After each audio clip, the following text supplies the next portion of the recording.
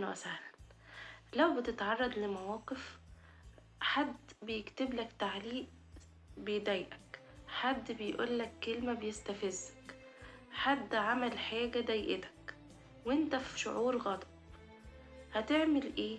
هترد بسرعة بطريقة ممكن ما تعرفش تاخد بيها حقك، تطلع غلطان، الناس تغلطك، ممكن تبوظ العلاقة، وبعد شوية ممكن تندم ان انت رديت بالطريقة دي. النهاردة هنتعلم مهارة من أهم مهارات العلاج الجدلي السلوكي، وهي مهارة العقل الحكيم.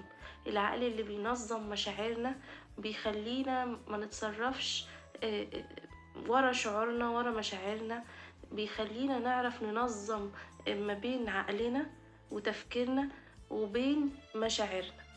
فيلا بينا نشوف العلاج الجدلي السلوكي بيقول ايه عن مهارة العقل الحكيم. معاكم دكتورة هند عزت، ما تنسوش اللايك والشير.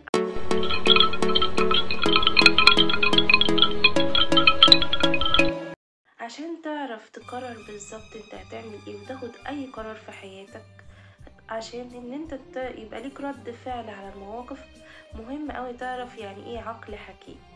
العقل الحكيم باختصار هو اللي بيجمع ما بين المشاعر والعاطفة وما بين العقل.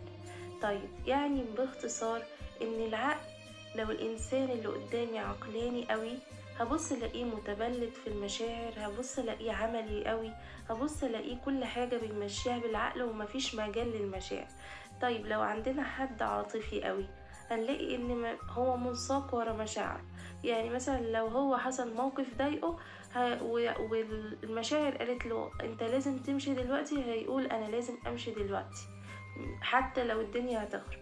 لكن الانسان العقلاني هيقول مش مهم اي حاجة دلوقتي، المهم الشغل، هنكمل شغل، وهيتجاهل مشاعر. لكن الانسان الحكيم او العقل الحكيم بيقول ايه؟ بيقول ان انا متفهم ان انت زعلان وغضبان وجوايا، ومتفهم ان جوايا مشاعر غضب وحزن، بس في نفس الوقت هنشوف هنعمل ايه او الخطوات اللي المفروض نعملها ايه.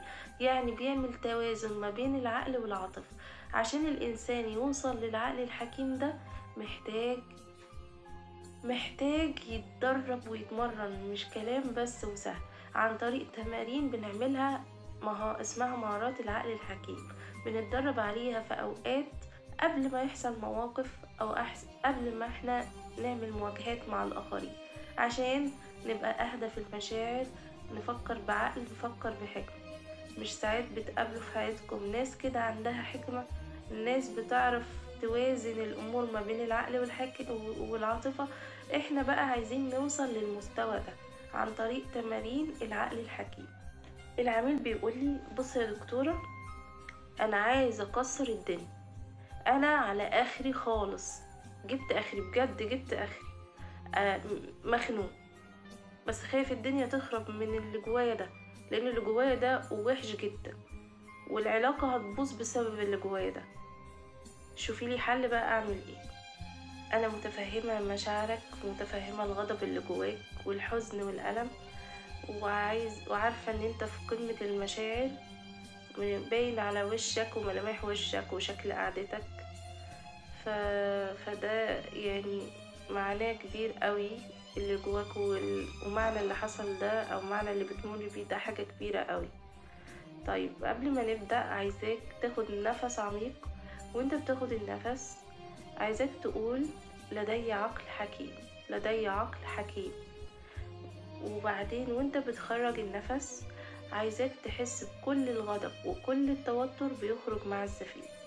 هنغمض عينينا ونعمل كده هناخد نفس عميق، خد نفس بكل عمق.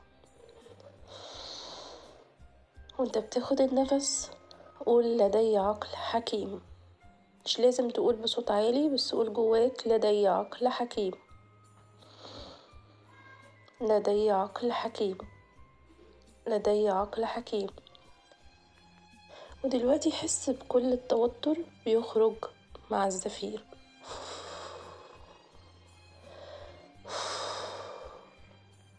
نرجع تاني للتمرين. دقيقة، حاسس بإيه دلوقتي؟ والله يا دكتورة أنا حاسس، مخبيش عليكي، أنا هدا شوية، يعني حاسس إن أنا هديت شوية، والظاهر كده إن أنا كنت يعني بتصرف وأنا جوايا غضب كبير قوي ومشاعر كبيرة قوي، وده دايما بيبقى معايا وبيبوظ الدنيا، بيخليني دايما آه، مش متزن في ردود فعل، تبقى أكبر من الموقف ساعات يعني. فهو ده تمرين يعني إن أنا أعمله. المهارة دي اسمها مهارة العقل الحكيم، يعني بنستدعي فيها العقل الحكيم بدل ما احنا بنمشي ورا العواطف والمشاعر، فبنغضب بطريقة صعبة وبنتصرف بسرعة، او في ناس تانية بتتصرف بعقلانية جامدة قوي بعيدة عن المشاعر وبتبقى متبلدة في الإحساس.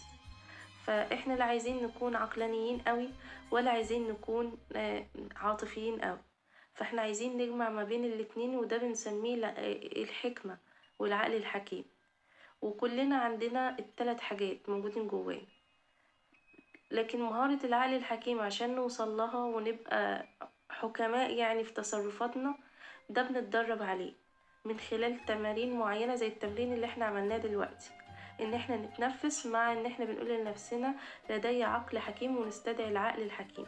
ده بيهدينا شوية لما تكون مشاعرنا عالية قوي قوي وهي سيئان، فنبتدي ناخد خطوة لورا ونهدى شوية ونبتدي نفكر، نبتدي نشوف عقلنا بيقول ايه برضك، مش بس المشاعر، ونوصل في الاخر لنتيجة.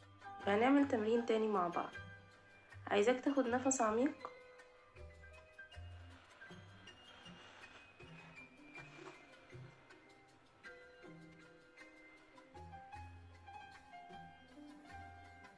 تمام. اسأل نفسك، اسأل عقلك، عقلك بيقولك ايه في المشكلة دي، تتصرف ازاي؟ والله يا دكتورة عقلي بيقولي بلاش تتهور، تروح تعمل حاجة ولا تقول كلمة الدنيا تتخرب وتبوظ. طيب، جميل اوي. طب مشاعرك بتقولك ايه؟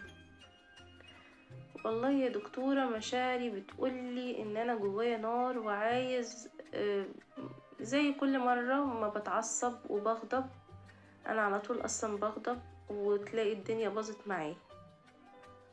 فانا الدنيا وحشة قوي لما ببقى في حالة غضب، فالدنيا هتخرب فعلا لو انا سبت نفسي كده.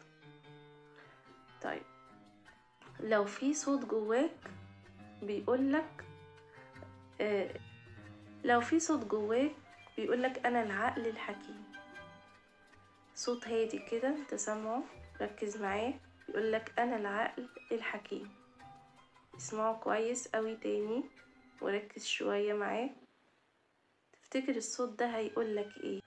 الصوت بيقولي اهدى، ارجع، الدنيا هتخرب لو سبت النفس، يعني هتسيب نفسك لمشاعرك. اهدى الاول، فكر وشوف انت عايز تعمل ايه. بس الكلام ده لما تبتدي تفكر شوية. هو ده الصوت الهادي اللي جوايا بيقولي كده. كويس اوي، هو ده صوت العقل الحكيم اللي احنا عايزينه، وكل مرة انت بتسمعه فاحنا بنقوي عضلة العقل الحكيم. عشان كده مهم قوي ان كل ما تكون شايف نفسك عايز تاخد قرار، ابتدي الاول قول هو انا بفكر بعقلي المنطقي ولا بفكر بعقلي العاطفي ولا بفكر بعقلي الحكيم. فشوف المنطقة اللي انت خارج منها وهتعمل اي رد فعل، المنطقة اللي خارج منها قرارك خارج منين. كل ما اشتغلنا على نفسنا اكتر وشوفنا ردود افعالنا جاية منين، فاحنا بنقوي عضلة العقل الحكيم. فانت هتراقب تصرفاتك وردود افعالك في المواقف، وهتشوف هو انا بتصرف من عقلي العاطفي ولا عقلي الحكيم ولا عقلي المنطقي. فعلا فعلا يا دكتورة انا يعني محتاجة اتمرن على ده، لان انا فعلا المشاعر والغضب بيمسكني، ما بشوفش قدامي وكل حاجة بتخرب. اغلب الاوقات بقول كلام انا بعد كده بندم عليه، بعمل تصرفات انا بعد كده بقول لنفسي هو انا عملتها ليه، هو انا كنت في الوقت ده كنت فين. فانا محتاجة اتمرن عليه فعلا.